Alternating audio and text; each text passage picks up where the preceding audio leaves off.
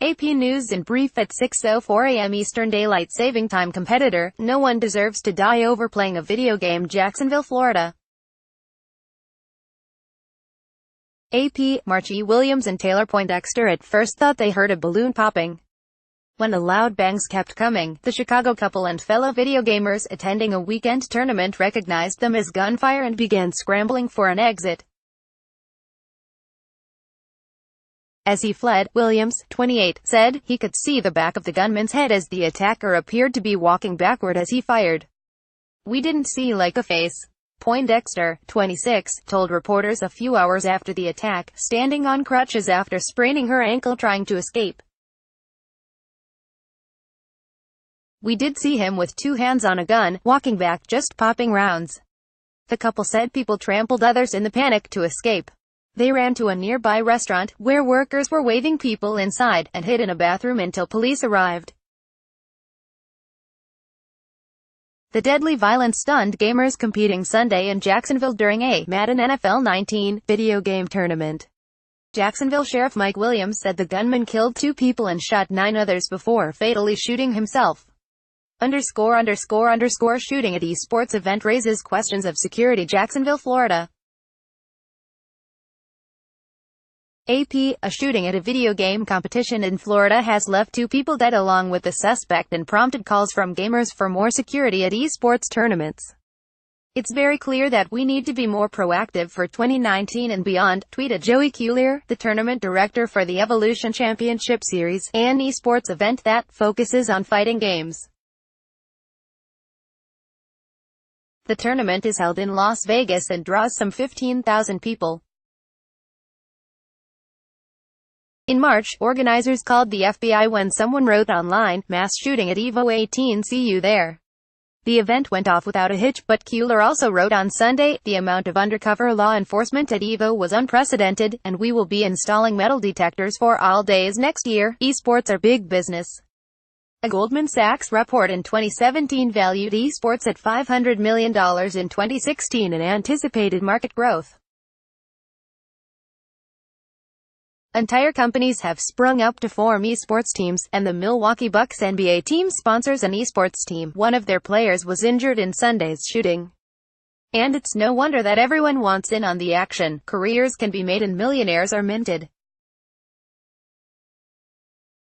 Epic Games announced in May it will provide $100 million to fund prize pools for Fortnite tournaments during the first year of competition.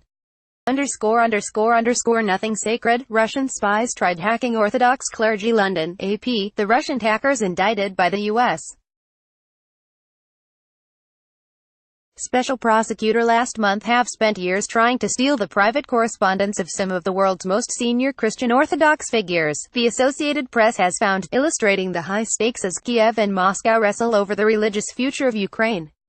The targets included top aides to Ecumenical Patriarch Bartholomew I, who often is described as the first among equals of the world's Eastern Orthodox Christian leaders. The Istanbul-based patriarch is currently mulling whether to accept a Ukrainian bid to tear that country's church from its association with Russia, a potential split fueled by the armed conflict between Ukrainian military forces and Russia-backed separatists in eastern Ukraine. The app's evidence comes from a hit list of 4,700 email addresses supplied last year by SecureWorks, a subsidiary of Dell Technologies.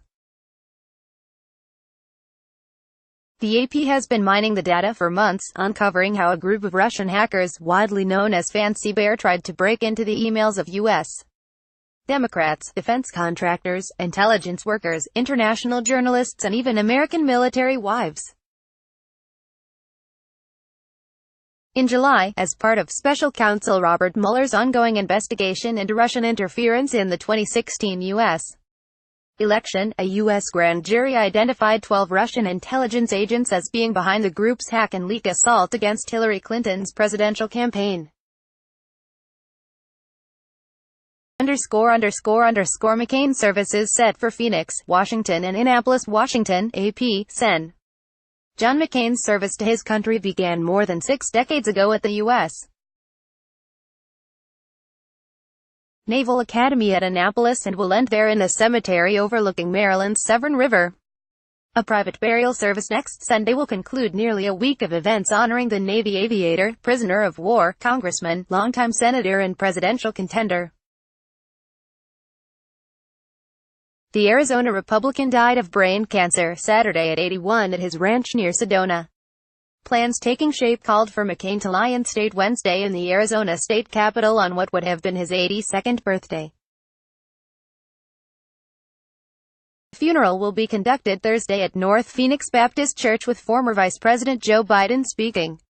In Washington, McCain will lie in state Friday in the Capitol Rotunda with the formal ceremony and time for the public to pay respects. On Saturday, a procession will pass the Vietnam Veterans Memorial and arrive for a funeral at Washington National Cathedral. Former Presidents George W. Bush and Barack Obama are expected to speak at the service.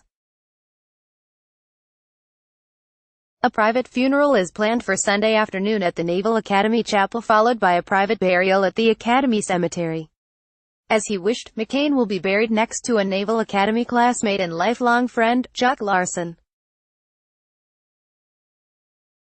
____ UN team, Myanmar military chiefs should face genocide case Geneva, AP. Investigators working for the UN's top human rights body said Monday that top Myanmar military leaders should be prosecuted for genocide against Rohingya Muslims.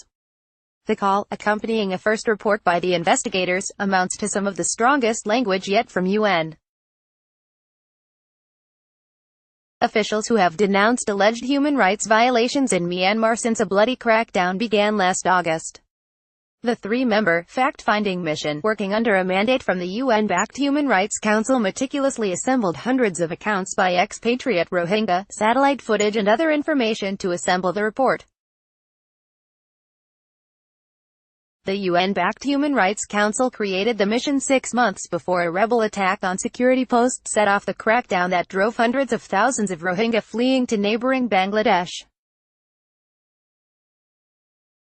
Through hundreds of interviews with expatriate Rohingya and use of satellite footage, the team compiled accounts of crimes including gang rape, the torching of hundreds of villages, enslavement, and killings of children, some before the eyes of their own parents. The team was not granted access to Myanmar and has decried a lack of cooperation or even response from the government, which received an early copy of the report. Race-based school criteria roils Asian Americans, again San Francisco, AP, time and again, Chinese American students consistently delivered top academic scores, only to be denied admission to their dream school. Parents bemoaned what they saw as an unfair racial advantage given to Black and Latino children while their own children were overlooked.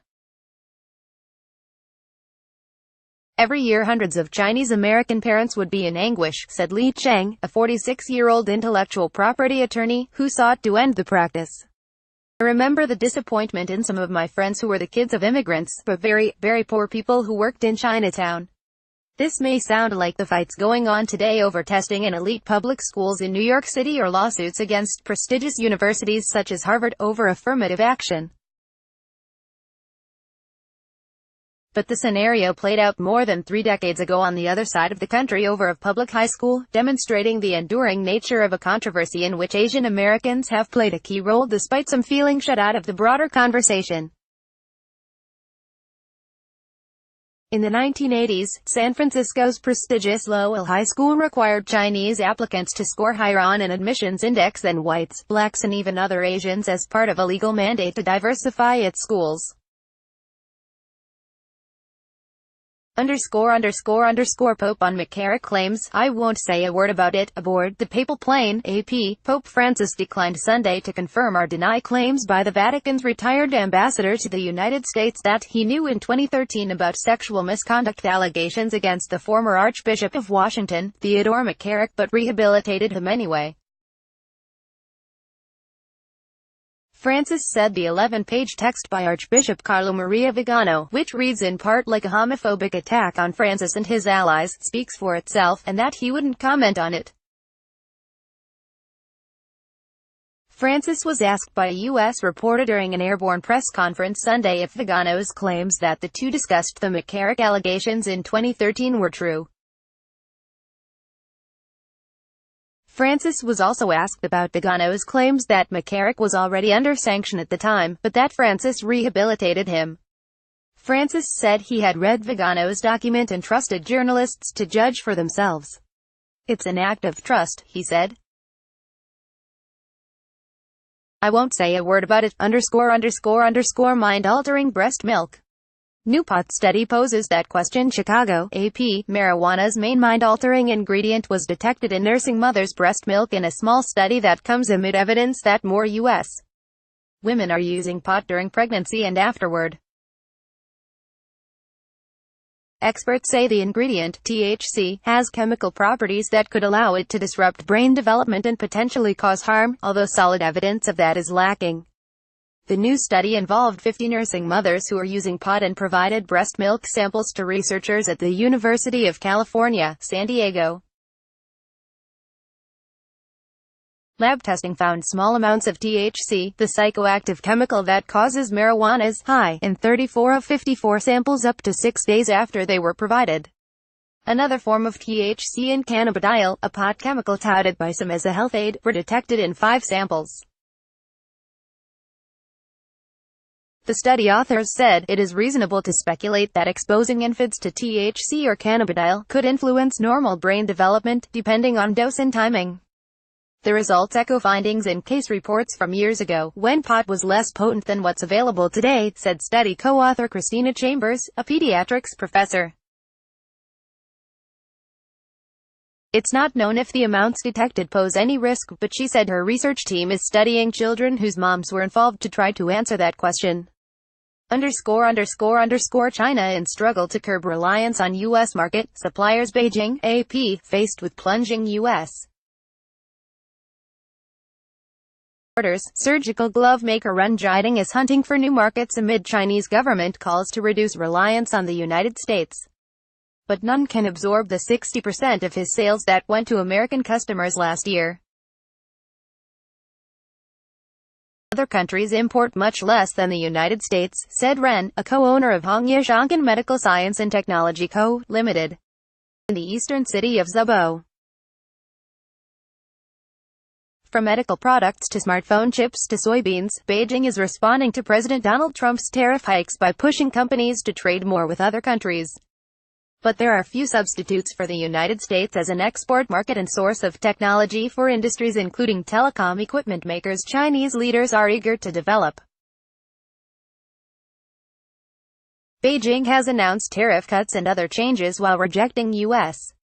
demands to scale back plans such as Made in China 2025, which calls for state-led creation of Chinese champions in robotics, biotech and other fields.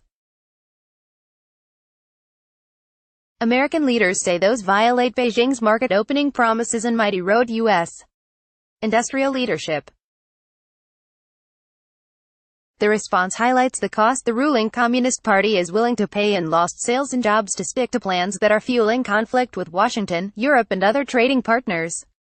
AP sources, PGA plans major changes for revamped FedEx Cup Paramus, NJ. AP, the PGA Tour is putting the final touches on a revamped FedEx Cup structure that would award a cash bonus to the leading player from the regular season, followed by a new scoring format for the Tour Championship to decide the FedEx Cup champion, the Associated Press has learned. 5 people aware of the discussions say FedEx Cup points will not be involved in the final playoff event at East Lake. Instead, the No. 1 player would start the Tour Championship at 10 under par, with scores to par staggered depending on the 30 players' position in the standings. The winner will be the FedEx Cup champion, and the bonus is expected to be more than the current $10 million prize. That means whoever gets the 30th spot at East Lake would have 4 rounds to make up as many as 10 shots. The change eliminates the awkward moment, and divided attention, of one player winning the Tour Championship and another winning the FedEx Cup, which happened last year for the second time. The people spoke on condition of anonymity because the Tour has not publicly announced what they are planning to do, and because there are still loose ends.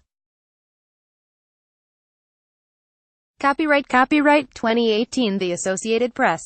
All rights reserved. This material may not be published, broadcast, written or redistributed.